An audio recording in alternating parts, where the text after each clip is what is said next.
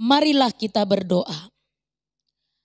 Allah Bapa yang di sorga, kami datang ke hadapan-Mu yang kudus Tuhan, dengan hati yang rindu untuk mendengarkan firman-Mu. Bukalah hati dan pikiran kami, agar kami dapat memahami setiap kebenaran firman Tuhan yang akan disampaikan oleh hamba-Mu. Di dalam Kristus Yesus kami pun telah memohon. Amin. Shalom, saudara-saudara yang dikasihi Tuhan. Nas khotbah untuk kita hari ini tertulis dalam kitab Yohanes pasal 4, dimulai dari ayat 4 hingga ayat yang ke-14.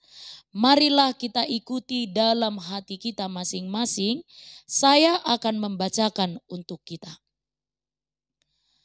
Ia harus melintasi daerah Samaria. Maka sampailah ia ke sebuah kota di Samaria yang bernama Sikar, dekat tanah yang diberikan Yakub dahulu kepada anaknya Yusuf. Di situ terdapat sumur Yakub. Yesus sangat letih oleh perjalanan, karena itu ia duduk di pinggir sumur itu.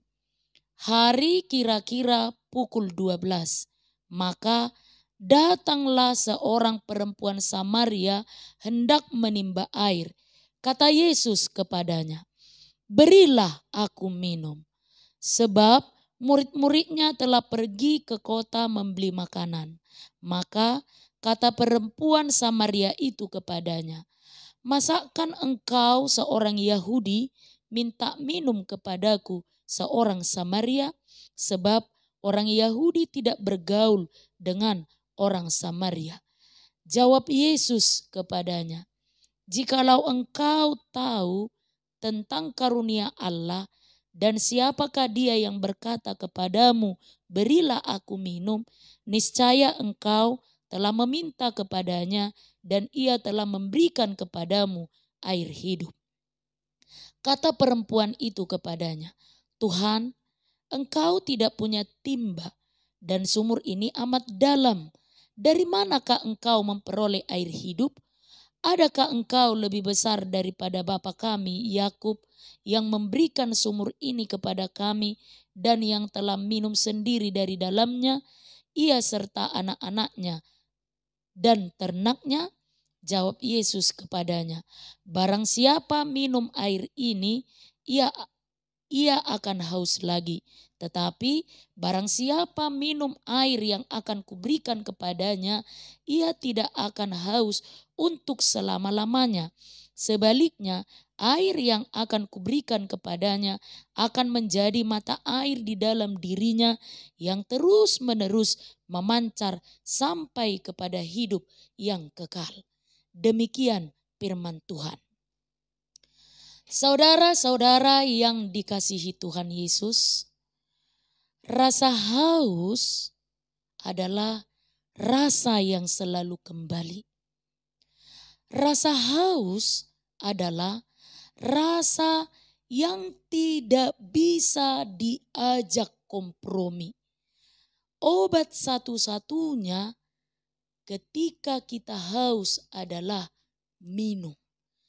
Dan mungkin dalam beberapa lama orang bisa hidup tanpa makanan.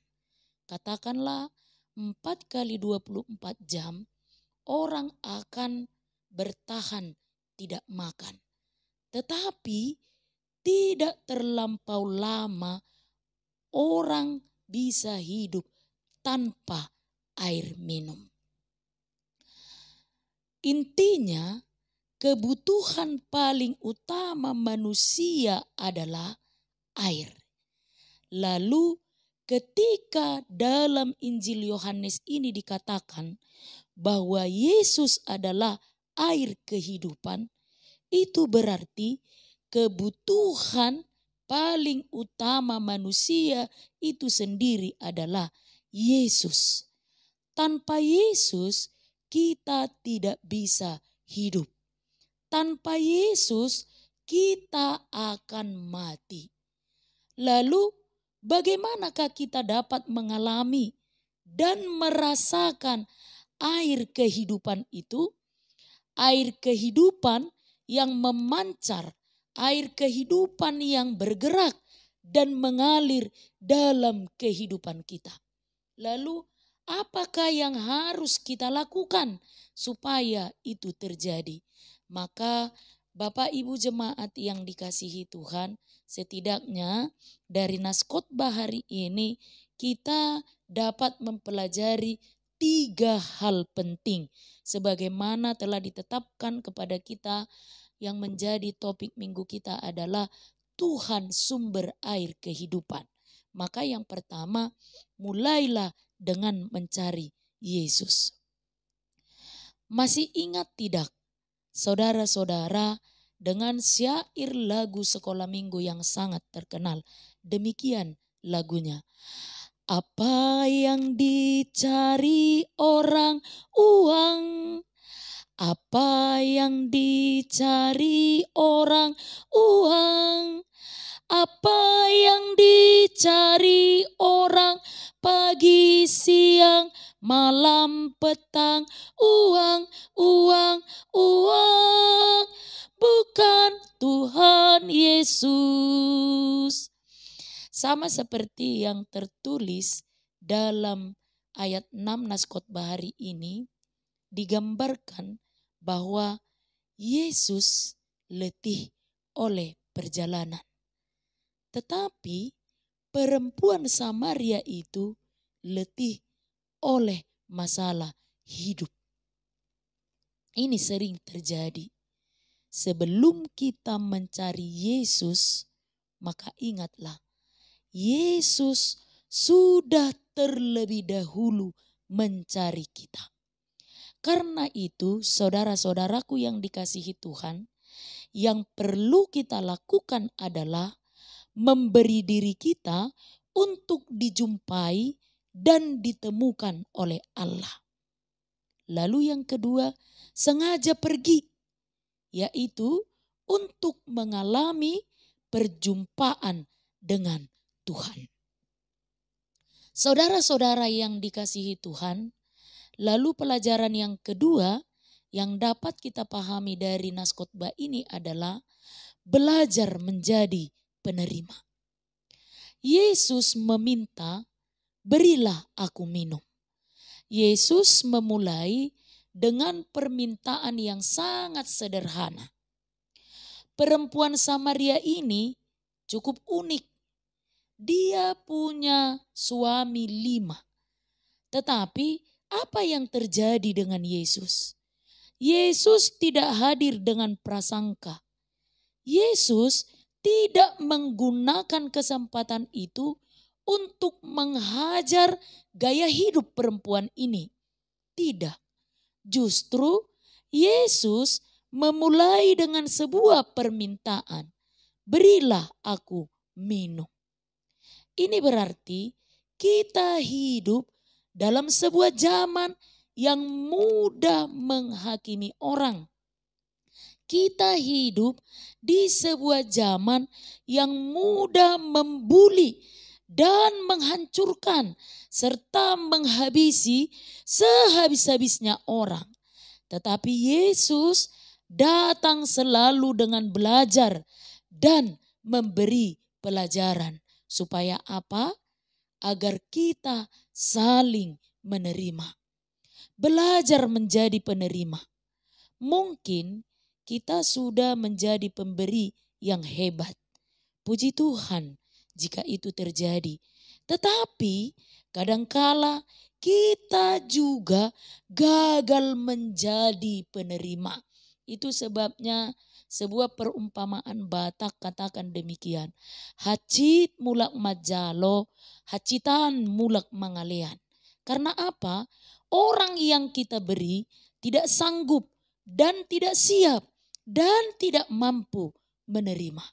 Lalu saudaraku yang dikasihi Tuhan, dalam firman ini kita diteladankan oleh Yesus bagaimana caranya untuk menjadi penerima yaitu penerima kelemahan dan kekurangan sesama kita.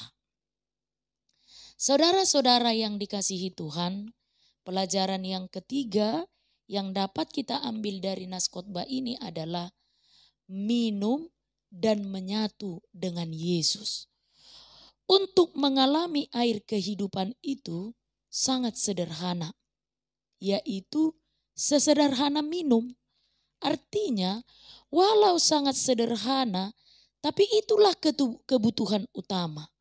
Minumlah, artinya kita mengalami persekutuan dengan apa yang kita minum, yaitu menyatu dengan Dia yang adalah air kehidupan. Orang yang menyatu dengan Tuhan secara rohani, dia tidak akan pernah haus. Orang yang menyatu dengan Tuhan, dia akan menghasilkan buah-buah roh. Sama seperti yang tertulis dalam kitab Galatia pasal 5 ayat 22. Terdapat 9 buah roh di sana. Yang pertama adalah kasih. Artinya tidak ada alasan untuk kita tidak mengasihi. Lalu yang kedua, sukacita. Bukan kebahagiaan sesaat yang mau ia katakan karena hal yang duniawi, tetapi karena kita dekat dengan Tuhan. Yang ketiga, damai sejahtera. Artinya merasa tenang dan sejuk. Dausian pangarimason. Yang keempat, sabar. Ingat, sabar tidak memiliki batasan. Sekali lagi, sabar tidak memiliki batasan. Lalu yang kelima, kemurahan. Artinya kita diminta untuk lebih peka dan memiliki empati yang besar. Yang keenam, kebaikan. Baik yang dimaksud adalah di mata Allah, bukan di mata dunia ini. Yang ketujuh, setia, yaitu mematuhi perintah Allah.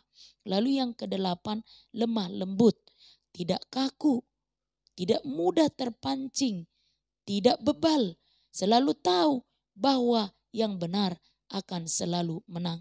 Lalu yang kesembilan adalah penguasaan diri, artinya mampu mengendalikan diri dan hawa nafsu. Saudara-saudara yang dikasihi Tuhan, kapanpun dan dimanapun selalulah berbicara tentang Yesus. Selalulah perlihatkan Yesus karena dialah air kehidupan itu. Amin. Kita berdoa. Allah Bapa di dalam surga, kami mengucap syukur Tuhan untuk firman-Mu yang menyapa kami hari ini, yang mengingatkan dan mengajar kami bahwa Engkaulah sumber air kehidupan bagi kami. Ketika kami hidup dan bersekutu dengan Tuhan, maka kami tidak akan haus lagi. Ya Tuhan Allah, kami mohon, tuntunlah hati kami agar selalu melekat kepadamu, berjalan sesuai dengan tuntunan firman Tuhan. Di dalam Kristus Yesus kami pun telah memohon. Amin.